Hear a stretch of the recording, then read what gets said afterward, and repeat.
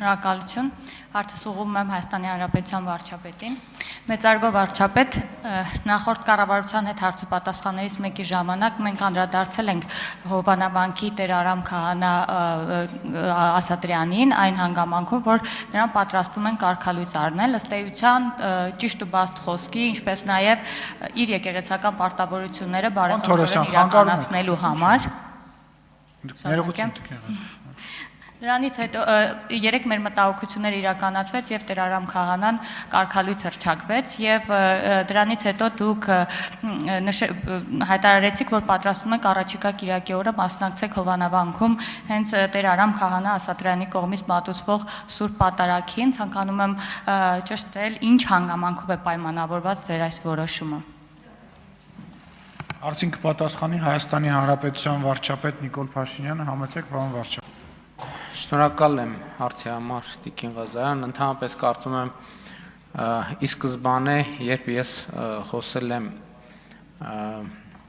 վեհարանը վեհի նախաձեռնության մասին, դրա առանցքային պատճառներից մեկը այն է, որ ըստ էության այսօր Հայաստանում հոգևոր կյանքով ապրելու տեղ կամ չկա կամ շատ դժվար է գտնել մեզ հայտնի պատճառներով, որովհետև այդ թվում եւ այդ խնդրի արծարծման կարևորագույն պատճառներից մեկը դա էր, որ արձանագրումներ, որ մի կողմից մենք խոսում ենք արժեքահենք հանրություն ունենալու անհրաժեշտության մասին, ինչի հետ համաձայն ենք եւ դա աներկբա է, մյուս կողմից հարցը հետեւյալն է, երբ որ հանրության արժեքների էպիկենտրոնը ախտոտված է, ինչպես է հնարավոր, որ դա տեղի ունենա։ Այս իրադարձությունները, որոնց ես հետևում էի, եկան համոզելու ինձ, որ Հովանավանքը այնտեղն է, որտեղ կարելի է ապրել հոգևոր կյանքով եւ վերջին ամիսներին տեղի ունեցածը ինձ համար նման փաստարկ էր եւ ես պարզապես ուզում եմ միանալ այն համայնքին, որի հոգևոր հովիվը Տեր Արամ Ասատրյանն է եւ ում գործունեությունը փաստորեն մենք տեսանք ինչ տեղի ունեցավ ամբողջ այդ վարկաբեկման ապարատը, որը ինչպես իմացանք այս ընթացքում Կտրիչ Ներսիսյանի գլխավորությամբ գործում է, փաստորեն չկարողացավ որևէ կերպ վարկաբեկել Տեր Արամ Ասատրյանի հոգևոր գործունեությունը եւ դա հիմնավորում է, որ այն մարդիկ, ովքեր ուզում են հոգևոր կյանքով ապրել, կարող են Հովանավանքում հոգևոր կյանքով ապրել։ Իմիջիայլոց մի այսպիսի նրբություն, որի վրա ուզում եմ ուշադրություն հրավիրել, եւ սա կարծում եմ կարող է դառնալ մեր օրակարգի սպասարկման մի հոգևոր կյանքի վերականգնման սպասարկման մի ուղղություն, եթե ես ճիշտ գիտեմ, Հովանավանքը, ինչպես բազմաթիվ այլ հուշարձաններ գտնվում են կառավարության հաշվեկշռում եւ մի շարք եկեղեցիներ անհատույց օգտագործման են տված հայաստանյաց առաքելական Սուրբ եկեղեցուն։ Ես կարծում եմ, որ այնտեղ, որտեղ չկա հոգևոր կյանք, այլ կան ինտրիգներ, կան խարդավանքներ, ֆեյքերի ոնց էին անվանել, հաջող ձևակերպում կար։ Ֆեյքերեցների թե երեց ֆեյքերի խմբեր են գործում։ Մենք կարող ենք կա բոլոր բարոյական եւ իրավականն էլ, որ մենք այդ հուշարձանները կվերադարձնենք հանրությանը եւ Տեր Արամին եւ նրան նման քահանաներին բոլոր ձևերով կաջակցենք, որ նրանք Հայաստանում վերականգնեն իրական հոգևոր կյանքը եւ ես ինքս էլ որպես քաղաքացի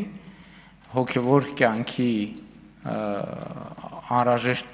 հարթակի անհրաժեշտություն տեսնում եմ եւ կարծում եմ իմ փնտրտուքներն էլ տեսանելի են եւ կարծում եմ, որ ամեն դեպս նախնական տպավորություն կա, որ այդ տեղը գտնվել է, ես իմ տպավորությունները կփորձեմ անձամբ ստուգել։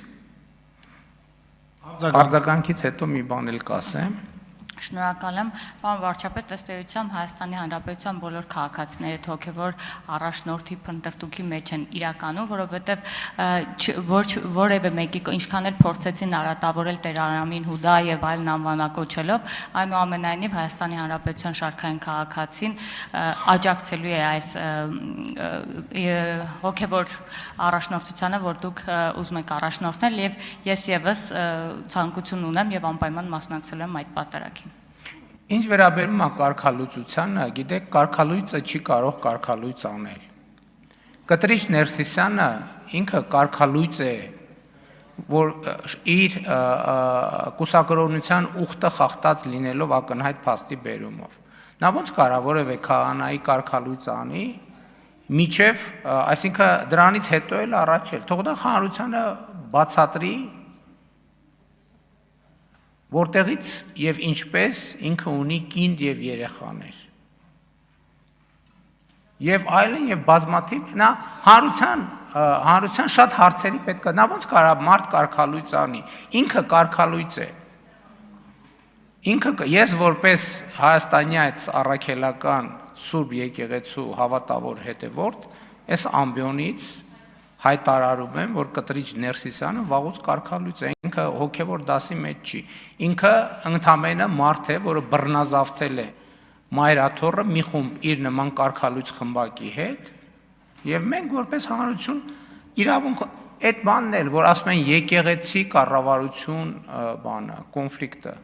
մենք ոնց կարանք մեր եկեղեցու հետ կոնֆլիկտ ունենանք։ Ես ասում եմ, Հայաստանյան առաքելական եկեղեցին իմ սրբությունն է, ես իմ սրբության հետ ոնց կարամ կոնֆլիկտ ունենամ։ Մենք կոնֆլիկտ ունենք Հայաստանյան առաքելական Սուրբ եկեղեցին պղծողների հետ։ Նրա ուխտը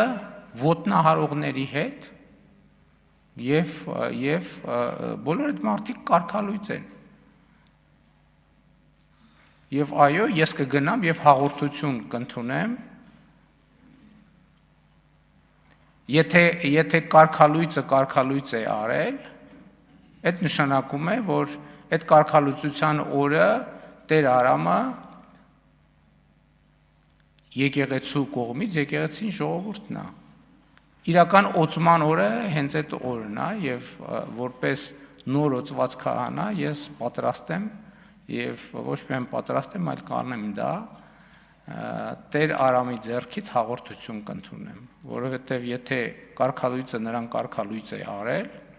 այդ ապացույցն է նրա քահանա օծված լինելու եւ ես համարում եմ, որ հոգեվոր կյանքի մեծ հավանականության իմ հոգեվոր կյանքի տեղը գտել եմ։ Շնորհակալ եմ։ Չմոռանաք հավանել տեսանյութը եւ բաժանորդագրվել Civic AM-ի YouTube-յան էջին։